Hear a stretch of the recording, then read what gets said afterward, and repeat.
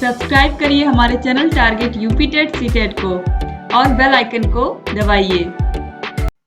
Hello friends, मैं रेनू स्वागत करती हूँ आप सभी भावी अध्यापक एवं अध्यापिकाओं का आपके अपने channel target UP TET CTET में।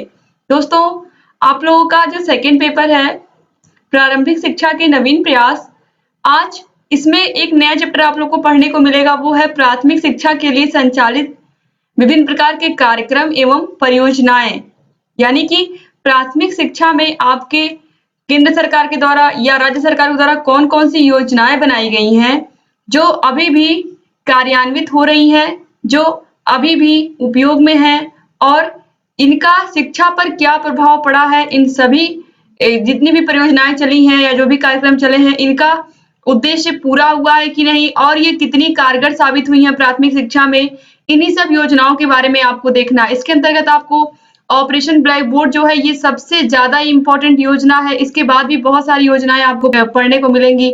मिड डे मील योजना है, जो कि आप सभी लोग को पता है कि मिड डे मील योजना के तहत ही बच्चों को वो दोपहर का खाना मिलता है स्कूल में। इसके अलावा कस्तूरबा गांधी विद्यालय के विषय में आपको पढ़ना है, और बहुत सारे प्राथमिक के जो भी जहाँ पर जितने भी संचालित कार्यक्रम है उन सभी के विषय में आपको पढ़ना है। तो सबसे पहले यहाँ पर operation black board. Operation black board से क्वेश्चन पूछता है एग्जाम में, तो बहुत ही जरूरी है आप लोग इसके बारे में जानिए। और क्या है ऑपरेशन ब्लैक बोर्ड? दोस्तों, ब्लैक बोर्ड ये तो बताने वाली चीज नहीं है, बचपन से हम लोग पढ़ते हुए आ रहे हैं। ब्लैक बोर्ड की ही सहायता से जब भी बच्चा स्कूल में जाता है शुरू में, तो उसको ब्लैक बोर्ड पर ही चीजें सिखाई जाती हैं स्कूल में। तो यहाँ पर दोस्तों देखिए, ब्लैक बोर्ड का मतलब क्या होता है, आखिर में इस ऑपरेशन का नाम ब्लैक बोर्ड क्यों रखा गया, ब्लैक बोर्ड योजना क्यों रखा गया? दोस्तों, एक कमरा है खाली, वो तब तक केवल और केवल रूम कहलाएगा जब तक उसमें आप एक ब्लैक बोर्ड नहीं रख देते। जैसे ही आप उसमें एक ब्लैक बोर्ड ला करके टांग दोगे, तो वो अब रूम नहीं रह गया, वो क्या बन गया? वो खाली कमरा अब क्या बन गया? एक क्लास रूम बन गया। क्यों? सिर्फ और सिर्फ उसमें एक ब्लैक बोर्ड लग जाने से। तो यहाँ पर कहने का मतलब है कि सिर्फ और सिर्फ अगर एक ब्लैक बोर्ड लग गया तो वो अब क्लासरूम बन गया। तो क्लासरूम बन गया तो इसका मतलब क्या हुआ कि जो कम से कम सुविधाओं में भी किस तरीके से हम बच्चों को पढ़ा सकते हैं, कि चाहे कितनी भी कम सुविधाएं हो फिर भी उन्हीं के द्वारा ही हम बच्चों को पढ़ा सकते हैं। इसीलिए बनाया गया है ऑपरेशन ब्लैक बोर्ड, क्योंकि पहले टीचर्स की कमी थी और बहुत सारी चीजें, संसाधन नहीं थे, स्कूल नहीं थे, तो किस तरीके से बच्चों को पढ़ाया जाए। तो नई शिक्षा नीति 1986 के अंतर्गत ही ऑपरेशन ब्लैक बोर्ड को जोड़ा गया। तो दोस्तों, 1986 के शिक्षा नीति में इसका जिक्र किया गया और 1987-88 में इसे जमीन पर उतारा गया। इसका मतलब इस योजना को कार्यान्वित किया गया 87-88 में। तो सबसे पहले दोस्तों देखिए, यहाँ पर ऑपरेशन ब्लैक बोर्ड के अंतर्गत क्या चीजें हुई। ऑपरेशन ब्लैक बोर्ड के अंतर्गत किसी भी स्कूल में कम से कम 2 शिक्षक और 2 कमरे होने चाहिए, ये चीज बताया गया है ऑपरेशन ब्लैक बोर्ड के अंतर्गत। तो एग्जाम में अगर पूछता है कि ऑपरेशन ब्लैक बोर्ड के अंतर्गत क्या क्या चीजें आती हैं, तो सबसे पहले तो यही आएगा 2 शिक्षक और 2 कमरों का। इसके अलावा कभी कभी ऑप्शन में रहता है कि प्राथमिक स्कूलों में मूलभूत सुविधाओं से रिलेटेड है ऑपरेशन ब्लैक बोर्ड। तो ये दोनों आप याद रखिएगा, आंसर इनमें से कोई भी आ सकता है। तो आसानी रहेगी आपको एग्जाम में टिक लगाने में, अगर आपको मल्टीपल चॉइस क्वेश्चन पूछता है तो। अब देखिए, यहाँ पर राष्ट्रीय शिक्षा नीति 1986 में प्राथमिक शिक्षा की आवश्यकता मानते हुए विद्यालय में बच्चों के ह्रास और अवरोधन की समस्या को कम करने के उद्देश्य से शैक्षिक वातावरण को अच्छा बनाकर गुणात्मक सुधार लाने पर विशेष बल दिया गया। इसी लक्ष्य की प्राप्ति हेतु ऑपरेशन ब्लैक बोर्ड अभियान चलाने की संकल्पना दी गई। दोस्तों, सबसे पहले यहाँ पर देखिए ह्रास और अवरोधन लिखा हुआ है। इसका मतलब क्या होता है? ह्रास और अवरोधन का मतलब क्या होता है? ह्रास का मतलब होता है अपव्यय। अब अपव्यय का मतलब भी अगर आपको नहीं समझ में आ रहा है तो मैं बहुत ही इजी भाषा में आपको बताती हूँ। अपव्यय, व्यय का मतलब क्या होता है? खर्च हो जाना। यानी कि खर्च होने का मतलब क्या है? कोई चीज खर्च हो गई, रुपया आप मार्केट में गए, आपने कुछ सामान खरीदे, रुपए खर्च हो गए, मतलब वो आपके पास से वो रुपए चले गए। तो सेम चीज वही है कि स्कूल में बच्चा आया, उसने कुछ दिन तो क्लास अटेंड की, उसके बाद वो एकाएक स्कूल में आना ही उसने बंद कर दिया, बिल्कुल गायब ही हो गया क्लास से। तो इस तरीके से क्या हुआ? वो बच्चा तो क्लास में से चला गया ना, तो उसकी संख्या क्या हो गई? कम हो गई ना आपकी क्लास में से। तो यही चीज है, ह्रास का मतलब है कि बच्चा स्कूल अब आना ही बंद कर दिया है, ठीक है। और अवरोधन का मतलब क्या हुआ? अवरोधन का मतलब ये हुआ कि बच्चा स्कूल में आ रहा है, वो क्लासेस अटेंड कर रहा है, लेकिन वो अपनी कक्षा में जब उसका एग्जाम हुआ तो वो फेल हो गया। तो फेल होने का मतलब क्या हुआ? अवरोधन, मतलब अवरोध उत्पन्न हो गया। वो भी उसके उसी कक्षा में फिर से पढ़ने की नौबत आ गई उसको। क्यों? क्योंकि वो उस कक्षा में फेल हो गया। तो यहाँ पर क्या हुआ? अवरोध आ गया। बच्चा उस तरीके से पढ़ाई अपनी कर नहीं पाया, अपनी पढ़ाई को कंटिन्यू नहीं कर पाया। तो इस तरीके से उसमें क्या, उसकी पढ़ाई में क्या आ गया? अवरोध आ गया। तो ये जो बच्चों के स्कूल ना आने की समस्या थी, बच्चे का बिल्कुल गायब हो जाना और बच्चों का क्लास में फेल होना, इन सभी समस्याओं को देखते हुए स्कूल में ऑपरेशन ब्लैक बोर्ड योजना चलाने की आवश्यकता पड़ी। अब देखिए, ऑपरेशन ब्लैक बोर्ड का अर्थ यह था, प्राथमिक स्कूलों में गुणवत्ता लाने की दशा में सुधार करने के लिए ऑपरेशन ब्लैक बोर्ड की स्थापना की गई। और ये स्थापना हुई 1987 या फिर 1988, दोनों को जोड़ करके भी कहीं-कहीं मिलता है, तो आप याद रखिएगा। और यहाँ पर आप देखिए, प्राथमिक स्कूलों में गुणवत्ता में सुधार लाने की भी यहाँ पर भरपूर कोशिश की गई है ऑपरेशन ब्लैक बोर्ड में। अब देखिए इसके अंतर्गत क्या-क्या सुविधाएं मिली हैं टीचरों को। ऑपरेशन ब्लैक बोर्ड में सुविधाएं और विशेषताएं दोनों हम देखेंगे। तो पहले सुविधाएं देखिए, 2 बड़े पक्के कमरे जिनमें सामने बरामदा हो। आजकल आप लोग देखते होंगे जो प्राथमिक स्कूल आपको मिलेंगे उत्तर प्रदेश में, मैक्सिमम में क्या होते हैं? 2 बड़े-बड़े कमरे होते हैं, आगे बरामदा होता है और एक प्रधानाध्यापक कक्ष भी उसमें बन जाता है छोटा-सा, लेकिन 2 बड़े कमरे और एक बरामदा आपको ज़रूर देखने को मिलेगा। तो ये ऑपरेशन ब्लैक बोर्ड के अंतर्गत ही बने हुए विद्यालय मिलेंगे, जो इस तरीके के विद्यालय आपको मिलेंगे। अब इसके बाद यहाँ पर देखिए, कम से कम 2 अध्यापकों की नियुक्ति, जिनमें यथासंभव 1 महिला भी होंगी। यानी कि कम से कम 2 अध्यापकों का होना स्कूल में बहुत ज़रूरी है। ठीक है? और उसमें से भी 1 महिला होनी चाहिए।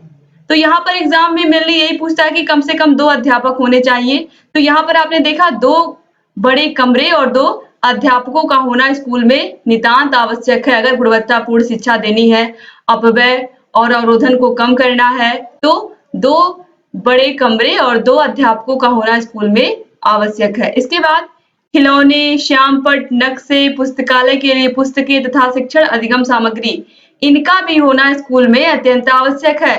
खिलौने, क्योंकि बच्चे छोटे होते हैं तो उनको ये सभी चीजें मिलनी चाहिए। नक्शे होने चाहिए, पुस्तकालय होना चाहिए स्कूल में। तो ये सभी चीजें होनी चाहिए जिससे बच्चों का मनोरंजन भी होता रहे और बच्चे अपनी किताबों को इंटरेस्टिंग बना करके पढ़े। टीचर उनको इस तरीके से पढ़ाएं कि बच्चे बोर ना हो क्लास में। तो इन सभी चीजों का खासा ख्याल रखना है। इसके बाद ताजी हवा, खुला वातावरण। वैसे भी दोस्तों आप लोगों ने देखा होगा, मेनली प्राइमरी स्कूलों में तो ताजी हवा और खुला वातावरण मिलता ही है, क्योंकि मैक्सिमम स्कूलों में बड़ी-बड़ी बाउंड्रीज होती हैं और कहीं न कहीं गाँव से हटकर भी स्कूल बने होते हैं। तो वहाँ पर ताजी हवा और खुला वातावरण तो बिल्कुल मिलता है। और निश्चित रूप से जो प्राइमरी स्कूल का की ताजी हवा और खुला वातावरण होता है, वैसा आपको कहीं पूरे जीवन में आपको, आप भी जब जाओगे प्राइमरी स्कूल में तो आप देखोगे कि आपको कितना आनंद आएगा स्कूल में ताजी हवा और खुला वातावरण देख करके। और निश्चित रूप से आप जाओगे, जितने लोग मेहनत करोगे, अच्छे से पढ़ाई करोगे, आप सभी लोग जल्द से जल्द प्राइमरी टीचर बनोगे। और मेरी भी यही शुभकामनाएं हैं। आप लोग मेहनत करिए और जल्द से जल्द आप लोग टीचर बनिए। कुछ दोस्तों बहुत ज्यादा चीजें नहीं करनी है, बस आपको अपनी पढ़ाई को हमेशा कंटिन्यू करते रहना है, लगातार पढ़ाई करते रहना है, कभी ब्रेक नहीं करना है बीच में जब तक आप टीचर बन नहीं जाते। तो इसके लिए आपको क्या करना है, आपको बस, अभी आप सेकेंड सेमेस्टर में हो, अभी आपके पास काफी टाइम है। आपको ये सोचना है जब तक आप टीचर बन नहीं जाओगे तब तक आप अपनी कॉपी किताब को बिल्कुल ऐसा नहीं कि हाँ मैंने एक एग्जाम दे दिया तो वो इसको बिल्कुल बंद करके रख देना है। ये जो चीजें आप पढ़ रहे हो, यही आपके सुपर टेट में भी यही सारी चीजें पूछी जाती हैं, सुपर टेट में आपके, यूपी टेट में आपके। तो ये सब चीजें बेकार नहीं है, ये आप मत समझ के पढ़िए। जो डीएलएड, जितने भी बच्चे डीएलएड कर रहे हैं, वो एक चीज मान के चलिए कि आप लोग प्राइमरी टीचर बनने की तरफ आगे एक कदम बढ़ा चुके हो। आप लोग छात्र अध्यापक और छात्राध्यापिका कहला रहे हो, भावी अध्यापक और भावी अध्यापिका कहला रहे हो। तो ये बहुत जरूरी है कि आप लोग अभी से अपनी तैयारी थोड़ा-थोड़ा करते रहिए। बाकी मैं अपने चैनल पर आप लोगों को पूरी तरीके से गाइड करूँगी, किस तरीके से मैंने एग्ज़ाम दिया था, कैसे मैं प्राइमरी टीचर बनी, इन सभी के बारे में मैं आपको बताऊँगी। बस आप लोगों को लगातार हमारी वीडियोज़ को ऐसे ही देखते रहना है। और दोस्तों, अगर अभी तक आपने हमारे चैनल को सब्सक्राइब नहीं किया तो प्लीज़ सब्सक्राइब कर दीजिए और बेल आइकन को ज़रूर प्रेस कर दीजिए, जिससे हम जो भी नई वीडियोज़ बनाते हैं उसका नोटिफ़िकेशन आपके पास समय से पहुँच जाए और आप लोग लगातार हमारे चैनल से ऐसे ही जुड़े रहें। तो दोस्तों, हम यहाँ पर पढ़ा रहे थे आपको ताज़ी हवा और खुला वातावरण। निश्चित रूप से आप लोग का जब ट्रेनिंग लगा होगा, तो आप लोग जहाँ पर भी गए होंगे, वहाँ पर आपको ताज़ी हवा और खुला वातावरण ज़रूर मिला होगा। अब देखिए इसके बाद 2 शौचालयों का होना जरूरी था, जिसमें एक लड़कों के लिए और एक लड़कियों के लिए। तो यहाँ पर आप देखिए कम से कम 2 शौचालयों का होना स्कूल में जरूरी था, एक लड़कियों के लिए और एक लड़कों के लिए। इसके बाद ऑपरेशन ब्लैक बोर्ड योजना को सन 1987-88 में लागू किया गया, यानी कि 1987 से 1988 के बीच में इसको लागू किया गया। और 1992 में इस योजना में, यानी कि प्रोफेसर यशपाल समिति 1992 में कुछ संशोधन किए गए। यानी कि आपको पता है ये जो योजना बनी थी ये नई राष्ट्रीय शिक्षा नीति 1986 के अंतर्गत बनी थी। तो 1992 में आप सभी लोग को पता है संशोधित राष्ट्रीय शिक्षा नीति आई, जिसने बहुत सारे सुधार किए 1986 की शिक्षा नीति में। तो यही इन्हीं सुधारों में से या इन्हीं संशोधनों में से एक संशोधन ये था कि जो ऑपरेशन ब्लैक बोर्ड योजना है ये काफी सफल जा रही है। तो अगर प्राथमिक विद्यालय में सफलता से कार्य कर रही है तो इसको उच्च प्राथमिक विद्यालय यानी कि कक्षा 6 से 8 में भी इसको लेकर के आया जाए। तो इसी के उद्देश्य से यहाँ पर देखिए इसको और विस्तारित किया गया, यानी कि जो ब्लैक बोर्ड योजना थी इसको और विस्तार दिया गया। नामांकित बच्चों की संख्या के आधार पर जहाँ आवश्यक हो उन विद्यालयों में 3 अध्यापकों और 3 कमरों की व्यवस्था की जाए। यानी कि जब स्कूल में बच्चे बढ़ने लगे तो आवश्यकता क्या हुई, आवश्यकता और अधिक बढ़ने लगी तो और अधिक बढ़ने लगी तो क्या किया गया, एक स्कूल में 3 अध्यापक और 3 कमरों की व्यवस्था की जाने लगी। उच्च प्राथमिक स्तर पर भी ऑपरेशन ब्लैक बोर्ड योजना 1993-1994 में इसका भी विस्तार किया गया। तो ये आप बहुत इंपॉर्टेंट है, 1993 और 1994 के बीच में उच्च प्राथमिक स्तर पर भी ऑपरेशन ब्लैक बोर्ड योजना का विस्तार किया गया। तो इसको आप जरूर याद रखिएगा।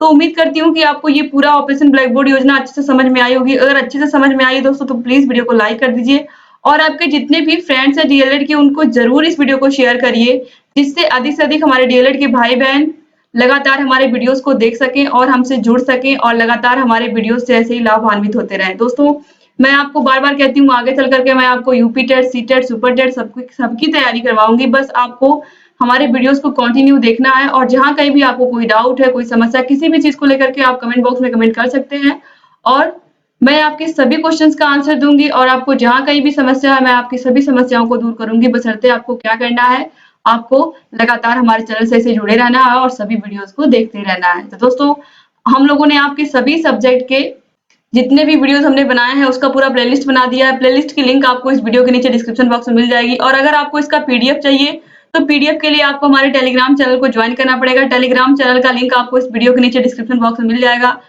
वहां पर जाकर के आप चैनल को ज्वाइन कर सकते हैं। नीचे ज्वाइन का ऑप्शन आता है, उस पर क्लिक करेंगे आप तो हमारे चैनल से आप ज्वाइन हो जाएंगे। इसके अलावा टेलीग्राम ऐप पर आप सर्च भी कर सकते हैं target UP TET C TET और वहां से भी ज्वाइन हो सकते हैं। तो दोस्तों वीडियो में शुरू से लेकर के अंत तक बने रहने के लिए एक बार फिर से आप सभी लोग का बहुत धन्यवाद। तब तक अपना ख्याल रखिएगा दोस्तों, मिलते हैं नेक्स्ट वीडियो में। जय हिंद।